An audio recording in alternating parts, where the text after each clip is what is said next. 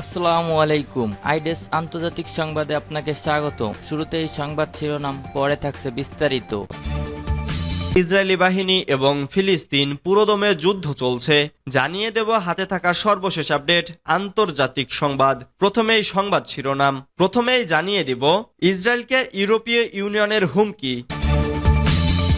এরপর জানিয়ে দেব তাইওয়ানের আকাশে ফের চীনা যুদ্ধবিমান, নতুন করে উত্তেজনা। এদিকে ইসরায়েলি হামলায় হিজবুল্লাহর সিনিয়র ফিল্ড কমান্ডার নিহত। এরপর জানিয়ে দেব যুক্তরাষ্ট্র মনে করে না ইসরায়েল গাজায় গণহত্যা চালাচ্ছে। আরও জানিয়ে দিব ইউক্রেন সংকট সমাধানে চীনের প্রস্তাবে পুতিনের সায়। সর্বশেষ জানিয়ে দেব মার্কিন নিষেধাজ্ঞার হুঁশিয়ারি, প্রতিক্রিয়ায় যা বললেন ভারতের পররাষ্ট্রমন্ত্রী। এতক্ষণ শুনছিলেন সংবাদ শিরোনাম, এবারে বিস্তারিত। তবে অনুরোধ থাকবে ভিডিওটিতে একটি লাইক করবেন এবং কমেন্ট করে জানিয়ে দিবেন এই ভিডিও সম্পর্কে আপনার মূল্যবান মন্তব্য। ইসরায়েলকে ইউরোপীয় ইউনিয়নের হুমকি। রাফা অভিযান নিয়ে ইসরায়েলকে হুমকি দিয়েছে ইউরোপীয় ইউনিয়ন। বুধবার 15 মে টাইমস অব ইসরায়েলের এক প্রতিবেদনে এই তথ্য জানানো হয়েছে। প্রতিবেদনে বলা হয়েছে ইইউ ইসরায়েলকে রাফায় সামরিক অভিযান অবিলম্বে বন্ধ করার আহ্বান জানিয়েছে। তারা সতর্ক করে বলেছে যে যদি তারা এই অভিযান বন্ধ না করে তবে ইউরোপীয় ব্লকের সাথে তাদের সম্পর্ক নষ্ট হবে। ইইউ এর পররাষ্ট্র নীতি প্রধান জোসেফ বেরেলের নামে জারি করা এক বিবৃতিতে বলা হয়েছে ইসরায়েল যদি রাফায় তার সামরিক অভিযান চালিয়ে যায় তবে এটি অনিবার্যভাবে ইসরায়েলের সাথে ইইউ এর সম্পর্কে একটি ভারী চাপ সৃষ্টি করবে। এদিকে গতকাল মঙ্গলবার ইউএনআরডব্লিউএ এক বিবৃতিতে জানায় গত 6 মে থেকে রাফা শহরের পূর্বাঞ্চলের প্রায় 4.5 লাখ ফিলিস্তিনি শহর ত্যাগে বাধ্য হয়েছে।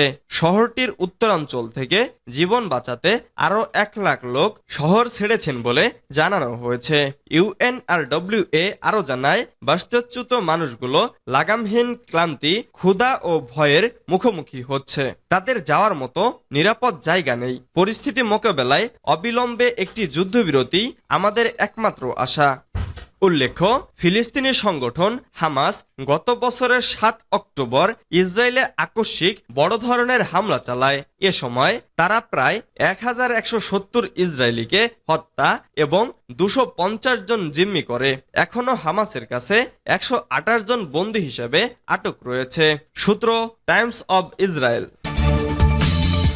তাইওয়ানের আকাশে ফের চীনা যুদ্ধবিমান, নতুন করে উত্তেজনা। চীনের যুদ্ধবিমান স্বায়ত্তশাসিত তাইওয়ানের আকাশে অনুপ্রবেশ করেছে।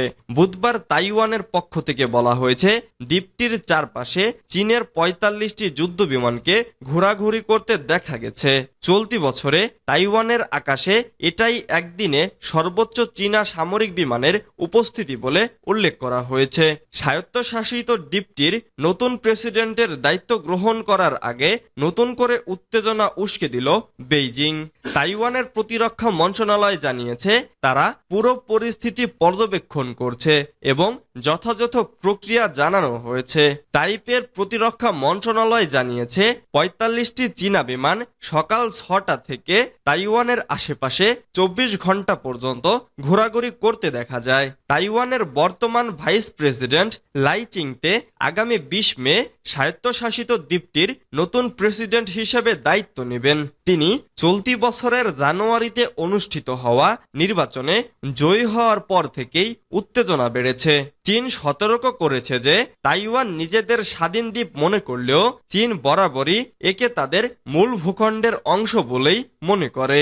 প্রায়ই তাইওয়ানের আকাশসীমায় প্রবেশ করে চীনা সামরিক বিমান, যদিও সরাসরি কখনো কোনো সামরিক অভিযানে তারা অংশ নেয়নি। কিন্তু এটা তাইওয়ানের জন্য বড় ধরনের একটি অস্বস্তিকর কারণ হয়ে দাঁড়িয়েছে।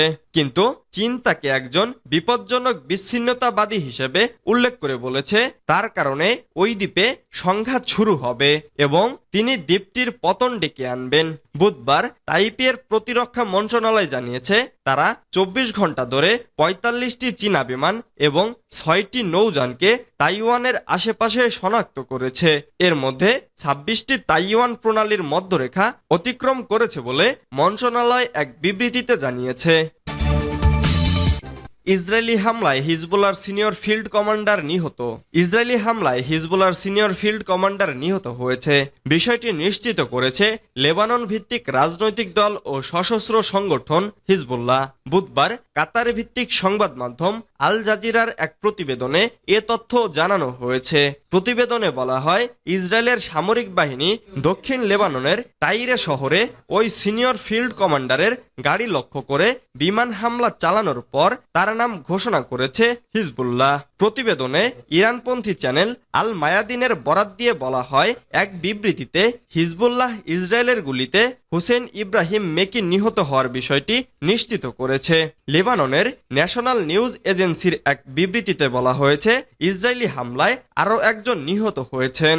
ইসরায়েল জানিয়েছে, মেকি হিজবুল্লাহর দক্ষিণ ফ্রন্টের একজন সিনিয়র ফিল্ড কমান্ডার ছিলেন। তার বিরুদ্ধে ইসরায়েলি ভূখণ্ডে হামলার পরিকল্পনা ও বাস্তবায়নের অভিযোগ রয়েছে বলেও জানায় তারা। যুক্তরাষ্ট্র মনে করে না ইসরায়েল গাজায় গণহত্যা চালাচ্ছে। ফিলিস্তিনের অবরুদ্ধ গাজায় টানা 7 মাসেরও বেশি সময় ধরে হামলা চালাচ্ছে ইসরায়েল। এতে নিহত হয়েছেন 35,000-এরও বেশি ফিলিস্তিনি। তবে গাজায় ইসরায়েল গণহত্যা চালাচ্ছে বলে মনে করে না যুক্তরাষ্ট্র। স্থানীয় সময় সোমবার 13 মে হোয়াইট হাউসে এক প্রেস ব্রিফিংয়ে এমনটাই জানিয়েছেন যুক্তরাষ্ট্রের জাতীয় নিরাপত্তা উপদেষ্টা জ্যাক সুলিভান। খবর নিউ ইয়র্ক পোস্টের। জ্যাক সুলিভান বলেন, আমরা মনে করি না গাজায় এখন যা চলছে তা গণহত্যা। আমরা দৃঢ়ভাবে এর প্রত্যাখ্যান করে আসছি। তিনি বলেন, তবে আমরা বিশ্বাস করি নিরাপরাধ বেসামরিক নাগরিকদের সুরক্ষা ও কল্যাণে ইসরায়েলের পক্ষ থেকে আরো অনেক কিছু করার আছে।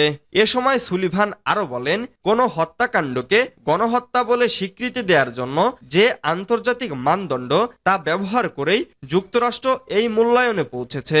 তিনি জানান, মূলত উদ্দেশ্য প্রণোদিতভাবে হত্যাকাণ্ডকে গণহত্যা বলা হয়। ইউক্রেন সংকট সমাধান